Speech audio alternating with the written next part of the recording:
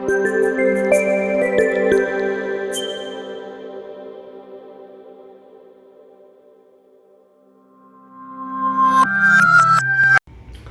Students, welcome once again in Sundar sir's classes.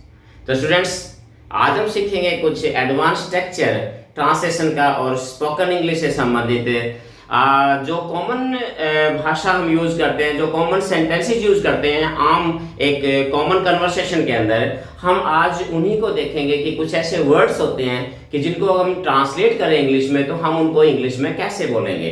तो ऐसे बिल्कुल एक कॉमन से वर्ड्स जो है मैंने चूज किए हैं, तो आज उन्हीं के बारे में हम जो है वो डिस्कस करेंगे, उनका स्ट्रक्चर बताएंगे कि उनको हम यूज कैसे करते हैं, साथ ही साथ उनके जैसे एक मिलते जुलते वर्ड्स भी जो है मैं आपको बताऊंगा इसमें। तो चलिए स्टूडेंट्स, हम शुरू करते हैं हमारा ये लेसन।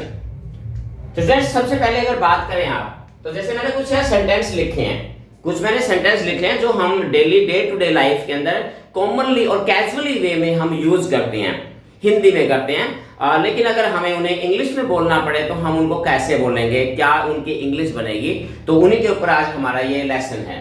जैसे देखिए सेंटेंस, फिलहाल मैं घर पर हूं। जैसे हम कह रहे थे ना, फिलहाल मैं घर पर हूं, फिलहाल मैं घर पर नहीं हूं। फिलहाल आप क्या कर रहे हैं? फिलहाल वो यहाँ पर नहीं है, फिलहाल मेरी तबीयत ठीक नहीं है। तो हम आमतौर पे फिलहाल वर्ड के साथ सेंटेंस बनाते हैं, तो इंग्लिश में बनाते समय हम इनको कैसे कन्वर्ट करेंगे। जैसे देखिए, फिलहाल मैं घर पर हूं, as of now I am at home. अगर आप देखिए, फिलहाल मैं व्यस्त हूं, as of now I am busy. और देखिए जैसे फिलहाल आप कहां है, as of now where are you. तो स्टूडेंट्स देखिए, आपको थोड़ा सा ही पता चला कि हमने एक वर्ड हमारे पास है फिलहाल। फिलहाल, अब हम अगर बात करें फिलहाल की, तो फिलहाल के लिए हमने कौन सा वर्ड यूज किया इंग्लिश में, और वो क्या है तीनों में अगर आप देखें तो क्या होता है इसमें, एज ऑफ नाउ। तो आप फिलहाल के लिए as of now word use कर सकते हैं, एज ऑफ नाउ, और उसके बाद क्या है कि जो भी सेंटेंस की स्ट्रक्चर है आप उसको बना सकते हैं। तो यहां पर एक ऐसी कॉमन वर्ड्स जो है हमने ये लिया है। अब आप दूसरा वर्ड देखते हैं। जैसे दूसरे सेंटेंस देखिए, मुझसे सोया नहीं जाता। आमतौर पर कहते नहीं यार, मुझसे रहा नहीं जाता, मुझसे सोया नहीं जाता, मुझसे तो खाया ही नहीं जाता, मुझसे ये काम नहीं होता। तो आमतौर पे जो है हम इस प्रकार के कन्वर्सेशन के अंदर ये वर्ड्स यूज करते हैं, मुझसे ये नहीं होता, मुझसे ये नहीं होता, उससे ये नहीं होता। तो ये इस प्रकार के सेंटेंस हम कॉमनली यूज करते हैं, तो उनको हम इंग्लिश में कैसे बोल सकते हैं। बहुत ही आसान तरीका है। देखिए जैसे यहाँ पर मैंने लिखा, मुझसे सोया नहीं जाता, मुझसे काम नहीं होता। आमतौर पे शिकायत होती है, यार मुझसे तो काम नहीं होता, मुझसे ये काम नहीं होता, मुझसे वहां जाया नहीं जाता, तो मुझसे उससे बात नहीं होती। यहां मुझसे खाना नहीं बनता, अक्सर मुझसे खाना नहीं बनता। तो यहां हम क्या करेंगे कि I get fail to sleep, सोया नहीं जाता, मुझसे काम नहीं होता, I get fail to work, मुझसे खाना नहीं बनता, I get fail to cook food. अब देखिए, अगर आप इसको थोड़ा सा जो है गौर से देखें तो क्या है इसमें, आई गेट फेल्ड, यानी कि एक वर्ड होता है मुझसे नहीं होता। तो आप क्या करेंगे, जैसे यहां अगर हम बात करें मुझसे नहीं होता, या मुझसे नहीं होता, या उससे नहीं होता, या तुमसे नहीं होता। देखिए थोड़े कॉमन से होते हैं, आप सेंटेंस के सेंस के अकॉर्डिंग आप इनका सब्जेक्ट यूज है। तुमसे है तो यू, मुझसे है तो मैं, उससे है तो ही या शी का यूज आप कर सकते हैं। ये कॉमन सेंस की बात है। अब यहाँ क्या मुझसे नहीं होता, इसके लिए एक वर्ड होता है आई गेट फेल्ड, टू लगा के, और प्लस में जो भी एक्शन हमने दिया है, जो भी एक्शन या वर्ब है, एक्शन या जो भी वर्ब जो दी जाती है, आप इसके बाद वो चीज लिख दीजिए, आपका सेंटेंस कंप्लीट हो गया। ये देखिए, I get fail to sleep, action है हमारे पास स्लीप, वर्ब लगा सकते हैं work, cook food, talk him, मुझसे उससे बात नहीं होती, I get fail to talk him. तो ये बिल्कुल एक सिंपल सा जो है तरीका है, केवल हमें थोड़ा सा दिमाग में इस चीज को याद रखना है।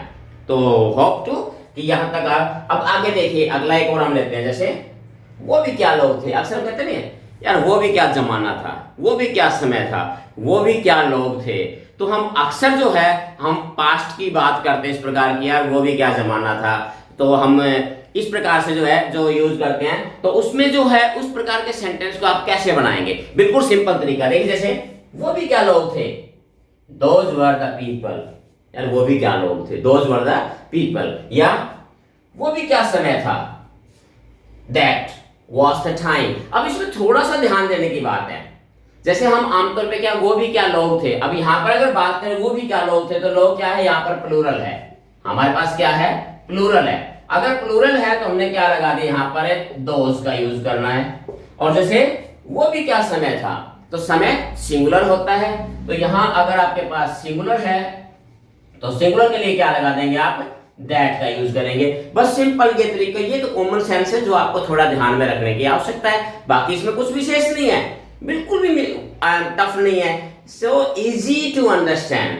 अब देखिए दोज वर, अगर प्लूरल आ गया तो सिंपल सी बात है दोज वर लगाएंगे, और सिंगुलर है तो those were, that was, those were the people, वो भी क्या लोग थे यार, वो भी क्या समय था, दैट वाज द टाइम, वो भी क्या दोस्त था, या वो भी क्या दोस्त थे, दोज वर द फ्रेंड्स। तो वहां पर आप प्लूरल है, सिंपल वही चीज का ध्यान रखना है, लेकिन हमने सेंस क्या जाएगा हमारी, दोज वर या दो दैट वाज, ये चीज आपने ध्यान रखनी है। इसके बाद आप आसान से आप इन चीजों को बना सकते हैं। आ रहा है आनंद?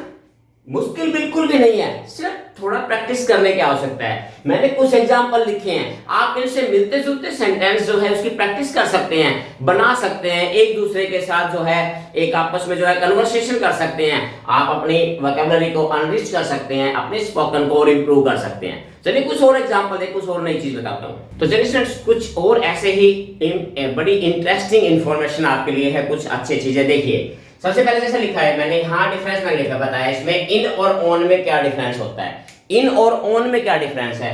कि अब बात कर, जैसे मान लीजिए मैं लिखता हूं मैं कार में हूं, यहां लिखा है I am in the car या इन कार, मैं बस में हूं I am on the bus, या मैं प्लेन में हूं I am on the plane.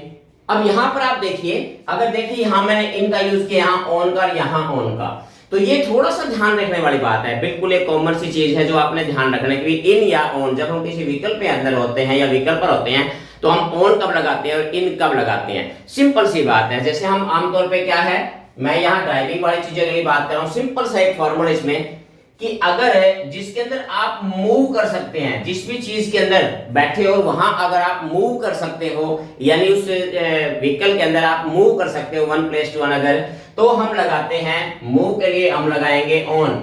अगर आप मूव नहीं कर सकते हो, एक जगह स्टेबल रहते हो, तो उसके लिए हम लगाएंगे इन का यूज करेंगे। जैसे एग्जांपल देखिए, मैं कार में हूं, I M in the car, क्यों, क्योंकि कार के अंदर आप बैठे हुए, आप कार के अंदर मूव नहीं कर सकते, एक जगह बैठे आप वहीं बैठे रह सकते हैं। दूसरी जगह फॉर एग्जांपल मैं बस में हूं, बस में आप क्या कर सकते हो, अपनी सीट से उठ के दूसरी सीट तक जा सकते हो, पीछे जा सकते हो, आगे जा सकते हो, मींस मूव कर सकते हो। ट्रेन में जैसे आप मूव कर सकते हो, अब यहाँ पर एग्जांपल मैंने प्लेन का लिया है, तो प्लेन के अंदर भी क्या है कि आप अपनी सीट से उठकर मूव कर सकते हो इधर से उधर। तो इसका मतलब क्या है कि जब मूव करने में लाइक कोई प्लेस है या आप मूव कर सकते हैं तो आपने वहां लगाना है ऑन का यूज, और अगर मूव नहीं कर सकते हैं तो वहां आपने लगाना है इन का यूज। सिंपल सा तरीका है, आपने इस चीज के लिए यूज करना है।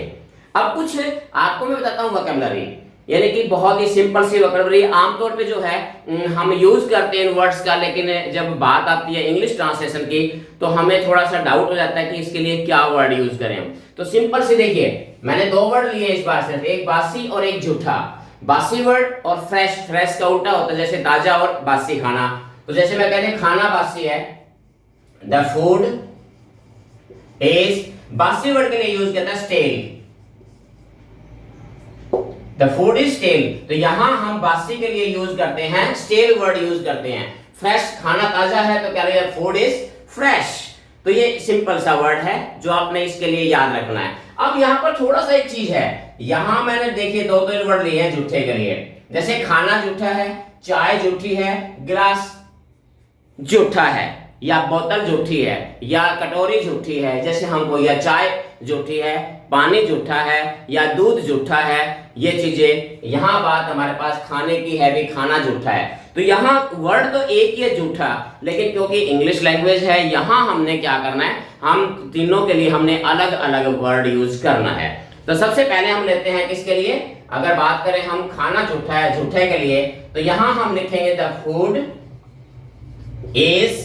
अब यहां झूठे के लिए वर्ड यूज किया जाता है ऑट, ORT, ऑट।